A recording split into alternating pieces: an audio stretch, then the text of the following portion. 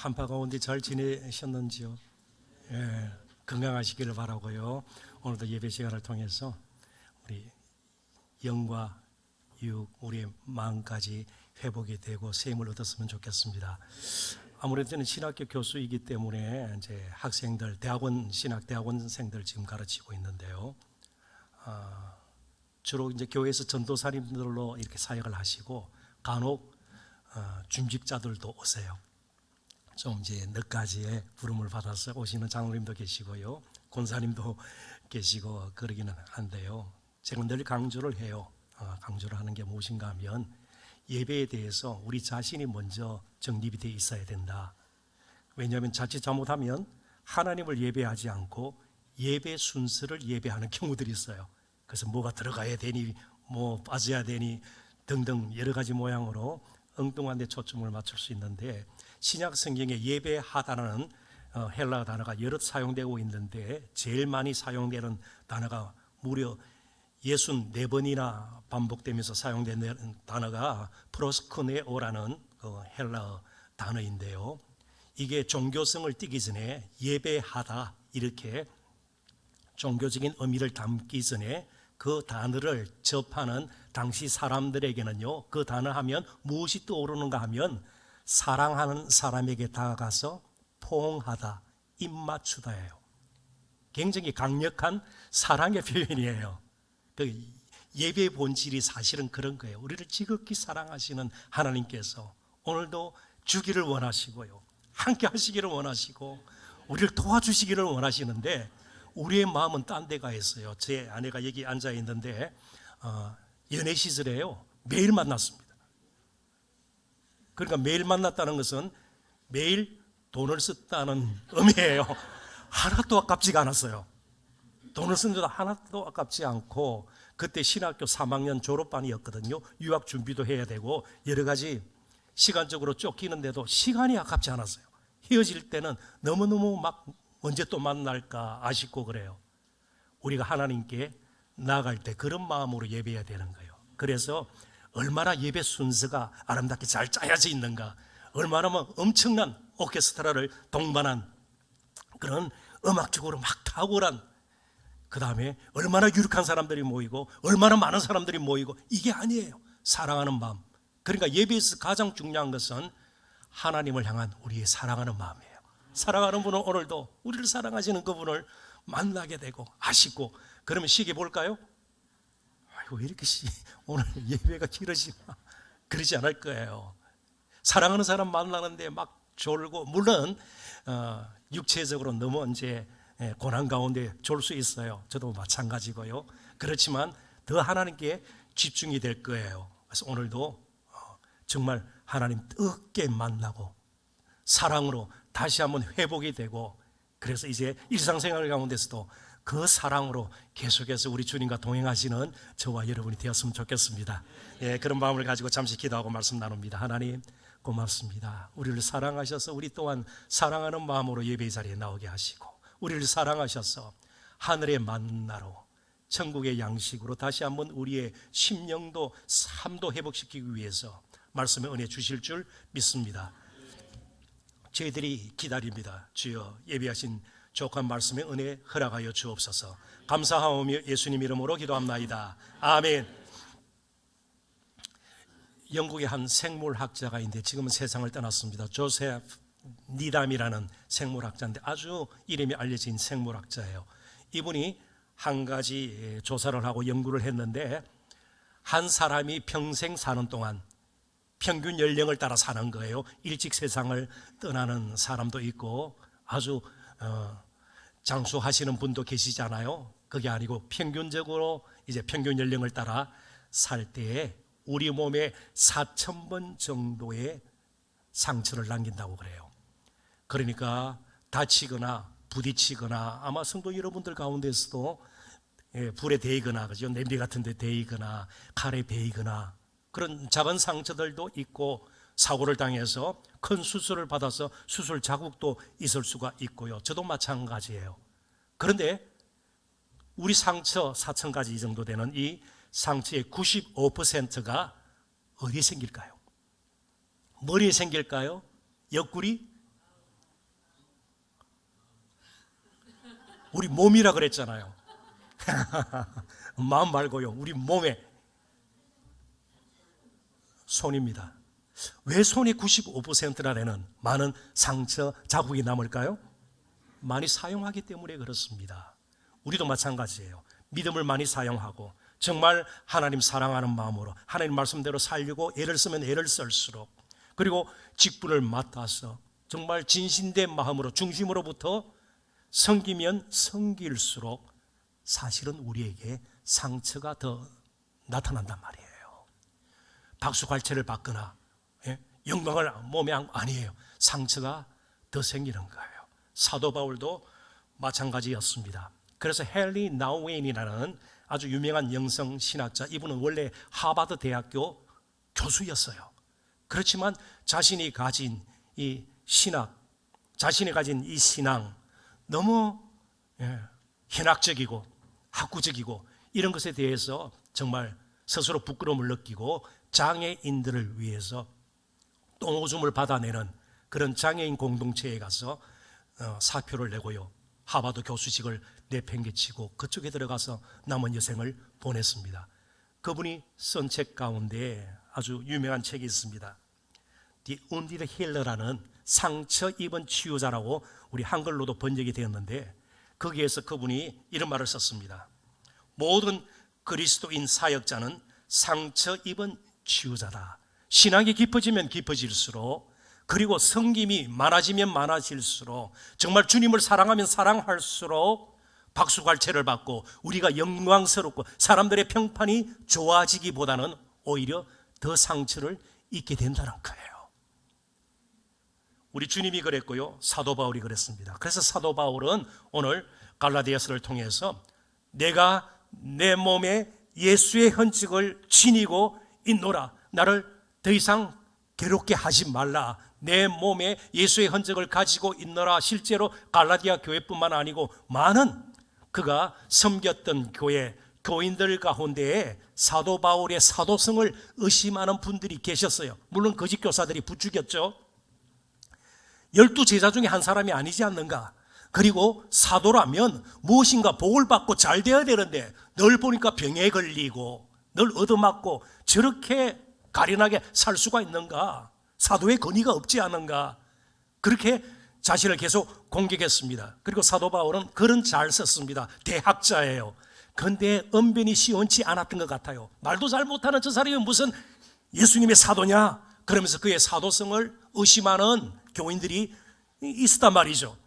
그런데 그가 뭐라고 표현합니까? 내 몸에 있는 예수의 흔적을 보라.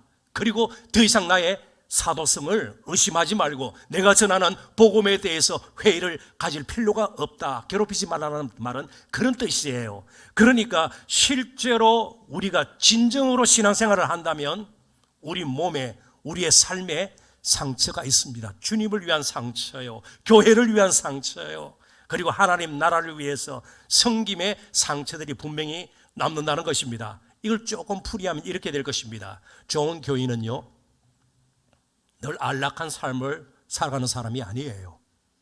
때로는 남몰래 밤새 눈물을 흘리며 기도하는 가운데 마음에 정말 아픔이 있는 사람이고요, 늘 상하고 애통한 심령을 가지고 하나님 앞에 정말 하나님 은혜 없이는 내가 살 수가 없습니다. 무릎을 꿇고 교회를 위해서, 나라와 민족을 위해서, 전 세계에 흩어져서 고난과 핍박 가운데 있는 우리 이름 모를 형제 성도들을 위해서 기도하는 사람이고요, 성김의 열매를 맺고도 자신을 감추고 겸손히 오히려 어려움과 고통은 내가 짊어지겠노라.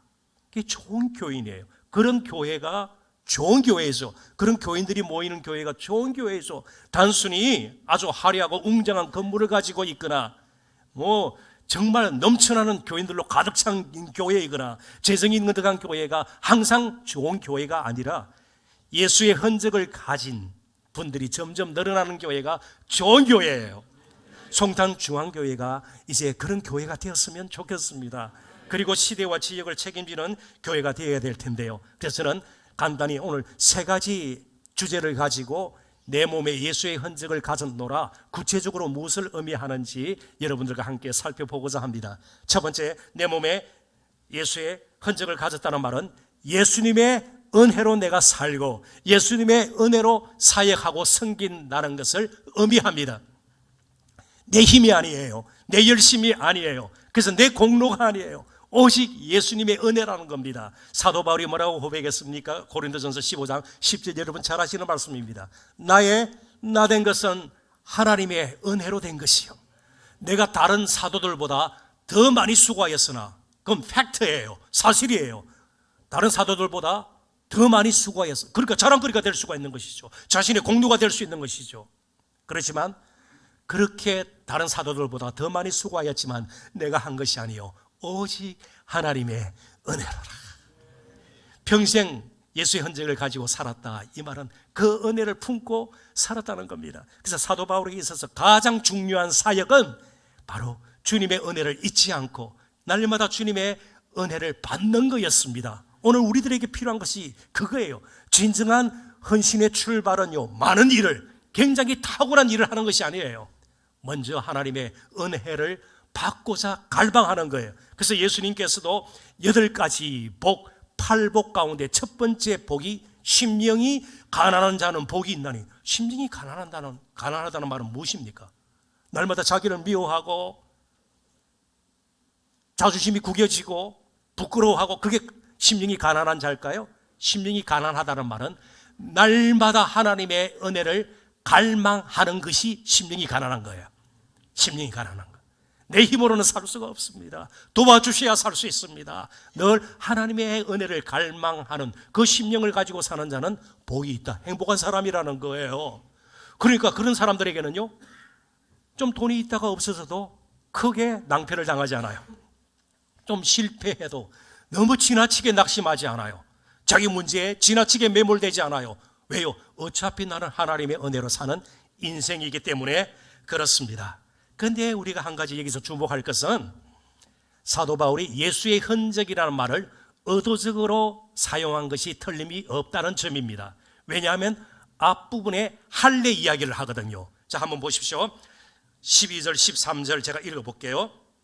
무릇 육체의 모양을 내려 하는 자들이 억지로 너희에게 할례를 받게 하면 그들이 그리스도의 십자가로 말미암아 박해를 면하라 함뿐이라. 할례를 받은 그들이라도 스스로 율법을 지키지 아니하고 너희로 할례를 받게 하려는 것은 그들이 너희의 육체로 자랑하게 함이라. 그들이 누군가 하면 거짓 교사들이에요. 무엇을 주장했는가 하면 갈라디아 교인들의 마음을 어지럽혀 놨는데 이런 주장을 한 겁니다. 예수 그리스도의 십자가 죽으심과 부활, 복음을 믿는 것만으로는 구원이 온전치가 않고 율법을 지켜야 하고 특별히 할례를 받아야 구원을 얻는다. 이렇게 주장하는 거예요. 이렇게 주장하는 거예요. 자, 그런데 할례가 나쁜 겁니까? 좋은 겁니까? 창세기 17장에 보면 하나님께서 아브라함에게 명한 거예요. 자자손손 이제 아이가 태어나면 남자아이일 경우 8일째 할례를 받아야 돼요. 어디에 할례를 받습니까? 머리에 받나요? 손가락? 어딘지 아십니다. 그렇죠? 남자의 양피를 끊어내요. 자, 그러면 끊어내면 흉터가 남을까요? 안 남을까요? 남아요. 그게 할례의 흔적이죠. 그러니까 할례의 흔적은 영원토록 지워지지 않도록 특별히 남자의 생식기에 할례를 행한 거예요. 자자손손 이건 이어져야 된다. 널 볼 수 있는 것이에요. 뭐 죄송합니다만은 소변 볼 때 그게 보이는 거예요. 널 볼 수 있는 거예요. 그럴 때 뭘 생각해야 되는가 하면 하나님의 은혜로, 아브라함도 마찬가지고요. 하나님의 은혜로, 아브라함 가정도 원래 우상 숭배를 했던 가정이에요. 정말 아무런 값 없이 하나님께서 부르셔서 하나님의 백성 되게 하고 하나님의 약속의 땅 가나안 땅에 들어가서 거룩한 백성으로 삼아주시고 그렇게 살게 하셨다. 그러니까 할례는요, 할례의 흔적은 원래 은혜의 흔적이에요. 예수의 흔적과 마찬가지예요. 그런데 그것을 모양내는 것으로 자랑거리로 삼아버린 것이에요. 갈라디아 교회 성도들을 어지럽혔던 이런 거짓 교사들의 할례의 흔적과 대조되는 말로 예수의 흔적을 이제 사도 바울은 사용을 한 것입니다. 자, 그러니까 그들의 관심, 거짓 교사들의 관심은요, 자기 자신이 아니에요. 하나님 앞에서 내가 어떤 존재였는가? 나 같은 사람을 하나님께서 부르셔서 성도 되게 하고, 지난 한 주간을 돌아보십시오. 목사하고 신학교 교수이지만 저도 입으로 때로는 생각으로 숱한 죄를 지었죠. 그렇지만 예수 그리스도의 그 십자가의 은혜로 오늘 이 자리 선 것 아니겠어요? 정말 따져 보면 설 수 없는 자리예요. 여러분들도 마찬가지고요. 찬양하시는 여러분들도 마찬가지예요. 단순히 노래를 잘하기 때문에 아니에요. 은혜로 우리가 찬양하는 거 아니겠어요? 그러니까 할례의 흔적조차도 은혜임을 알아야 되는데 그걸 자기의 공로로 삼고요. 내가 열심으로 경건하기 때문에. 그런데 실제로는요, 율법을 지키지 않았습니다. 십자가의 박해를 그들은 원치 않았어요. 그러니까 거룩한 삶을 살고자 하는 것은 없었고요. 그냥 자신들의 할례의 흔적만을 자랑거리로 삼았습니다. 조금 더 나아갈게요. 그렇다면 할례의 진정한 의미가 무엇일까? 이건 신학교에서 주로 이제 사용하는 책이기 때문에 여러분들에게는 꼭 읽을 필요는 없겠습니다만, 팔머 로버슨이라는 유명한 구약 신학자가 바로 이 책에서 The Christ of Covenant라는 그런 책에서 할례의 의미를 아주 잘 요약해서 그 본질을 잘 정의를 내렸습니다. 자, 다시 한번 돌아갑니다. 할례는 남자아이의 뭘 끊어내는 것이라고요? 양피를요. 살아있는 그런 피부예요? 죽은 피부예요? 살아있는 피부예요. 자, 그러니까 그걸 끌어내는 것은요, 일종의 죽음이에요.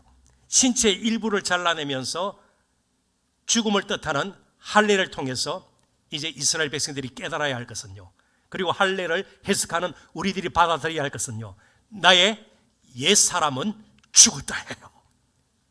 이제는 교회에 와서도 학부를 자랑했어요. 내가 스카이대 출신인데 이렇게 했어요. 세상적으로 아주 덕망이 있고 식망이 있고요, 신부도 높은, 그럼 교회에서 괜히 떵떵거리고 말이죠.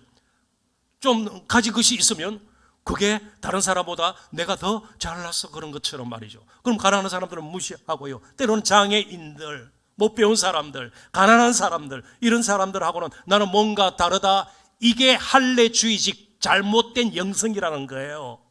옛사람은 죽어버렸다. 그러니까 우리가 예배 때마다 하나님의 새로운 힘을 얻고 능력을 얻을 뿐만 아니고 우리의 옛사람은 계속 죽이는 작업이 이어져야 합니다. 그릇된 자랑, 그릇된 자만심, 이런 것들은 계속 잘라내어야 되는 거예요. 우리가 치유받고 회복받아야 되지만 옛사람은 계속 죽이는 작업이 예배 때마다, 기도 때마다, 성경 공부 때마다, 우리가 모여서 교제할 때마다 일어나야 되는 것입니다. 그래서 만약 정말 몸에 예수의 흔적을 가지고 하나님의 은혜, 주님의 은혜를 계속 사모하고 우리가 갈망하지 않고 기도의 무릎을 꿇지 않으면요, 조심하십시오. 제가 오해는 마시고요, 자꾸만 자기를 자랑하게 돼요. 필요하지만 이런 식으로 말이죠. 내가 성경 몇 독을 했는데 저 무식한, 이렇게 되는 거예요.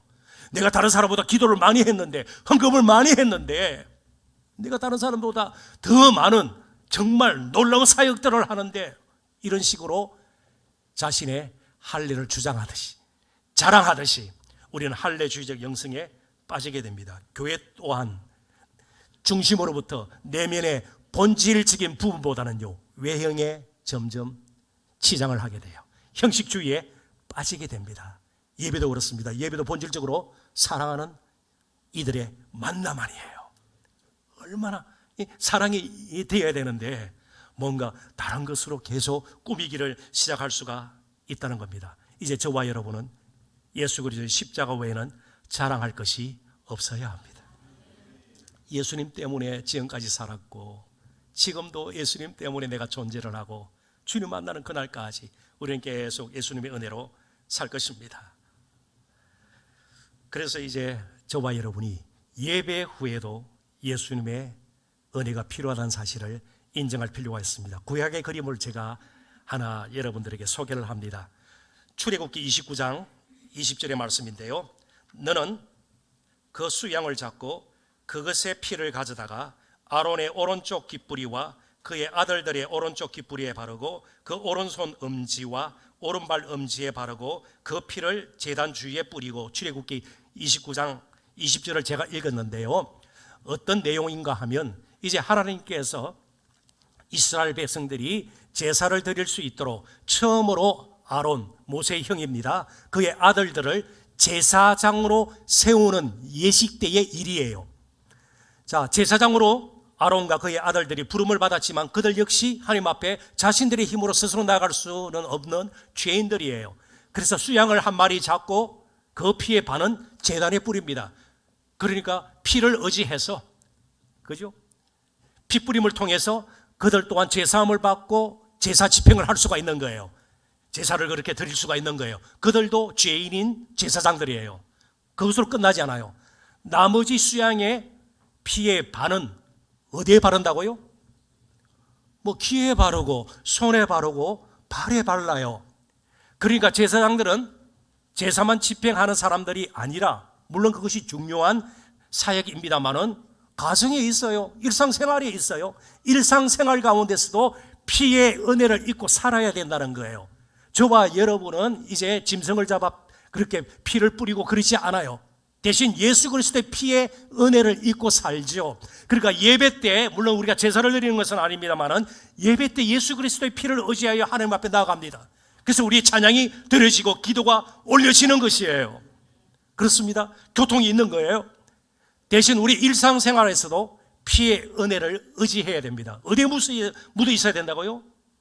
귀에, 손에, 발에, 사실은 입도 마찬가지고 눈도 마찬가지예요. 그래서 우리 젊은이들 클릭할 때 그 손에 피의 은혜가 묻어 있어야 돼요. 그럼 잘못한 것, 잘못하면 엉뚱한 데로 가는 거예요. 우리 귀에도 피가 묻어 있어야 돼요. 새겨서 들어야 되는 것이고요. 우리 입에도 예수 그리스도의 피의 은혜가 묻어 있어야 되는 것이에요. 할 말 하지 말아야 할, 분간해서 분별해서 제대로 말할 수 있어야 되는 것이에요. 그래서 이게 저와 여러분은 저주와 악담을 위해서 입이 있는 것이 아니에요. 정말 축복을 위해서 하나님께서 우리의 입술을 사용하기를 원하시는 거예요.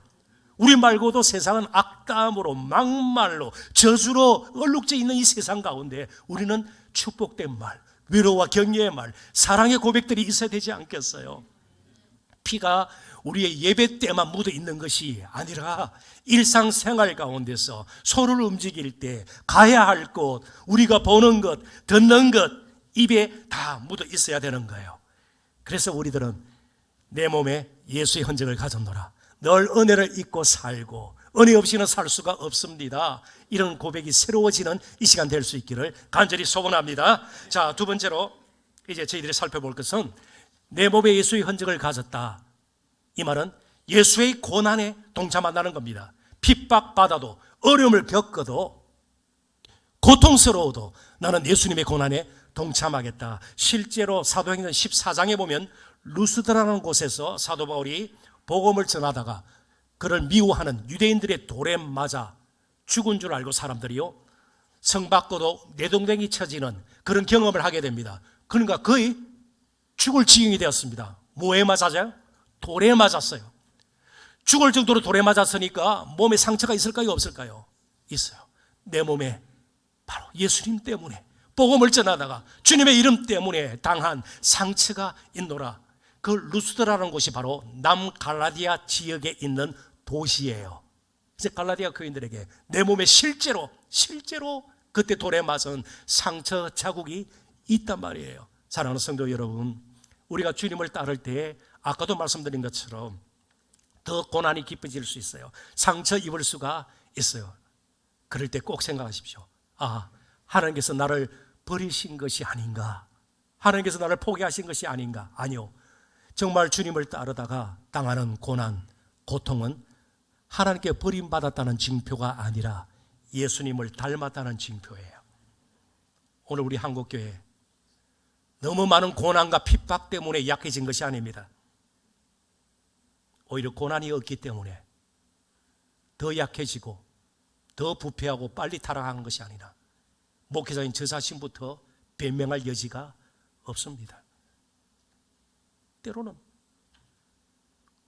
물질이, 때로는 명예가, 때로는 다른 사람들의 평판이 목회자를 흔들 수가 있는 거죠.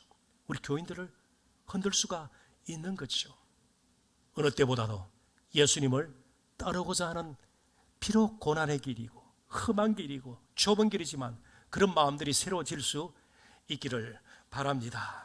정말 예수님께서도 그 고난의 길 마다하지 아니하고 가셨습니다. 하나님의 영광을 위해서 그렇게 하시지 않았습니까? 그래서 빌립보서 1장 29절 제가 읽어봅니다. 그리스도를 위하여 너희에게 은혜를 주신 것은 다만 그를 믿을 뿐 아니라 또한 그를 위하여 고난도 받게 하여 하심이라. 잘 믿어야 돼요. 잘 섬겨야 돼요. 그리고 고난도 잘 받으셔야 합니다. 그래서 은혜가 필요한 거예요. 하나님께서 은혜를 주신 것은 예수님 잘 믿도록 주신 것뿐만이 아니라 고난도 받게 하려 하심이라. 이제 예수 그리스도의 고난에도 진정 동참하는 성도 여러분들, 그리고 우리 성탄 중앙교회가 될 수 있기를 주님의 이름으로 축원합니다. 마지막 이제 말씀을 드리고 말씀을 정리하고자 합니다. 여기 사용된 흔적이라는 단어가 헬라어로 스티그마타라는 단어인데 원래 어디에 사용되었는가 하면 노예의 몸에 새기는 문신입니다. 주인이 누구인가를 가르쳐요. 예를 들면 안토니오, 주인이 안토니오 귀족이에요.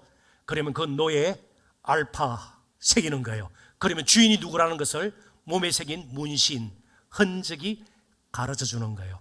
내 몸에 예수의 흔적을 가지고 산다, 이 말은요, 내가 어디서 무엇을 하든 이제는 예수님이 나의 생의 주인이십니다.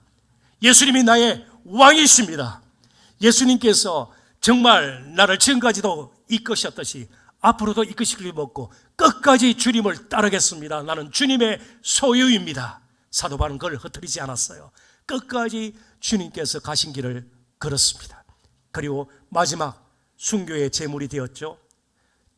전설에 의하면 사도 바울은 로마 시민권자였기 때문에 화형을 당하거나 십자가형을 당하지는 않았습니다. 참수형을 당했다고 이렇게 알려지고 있어요. 로마 근교에 있는 오스틴 웨이라는 곳에서 참수형을 당했습니다. 참수형을 당하면 목이 있어요, 없어요? 그렇지만 앞으로 주님 앞에 섰을 때 의의 면류관을 주시리라. 의의 면류관을 주시리라. 사랑하는 성도 여러분, 끝까지 주님을 따르셔야 합니다. 말씀을 맺습니다. 예수 그리스도가 우리의 주인이십니다. 그분이 왕이십니다. 그분은 전능하신 하나님의 아들이십니다.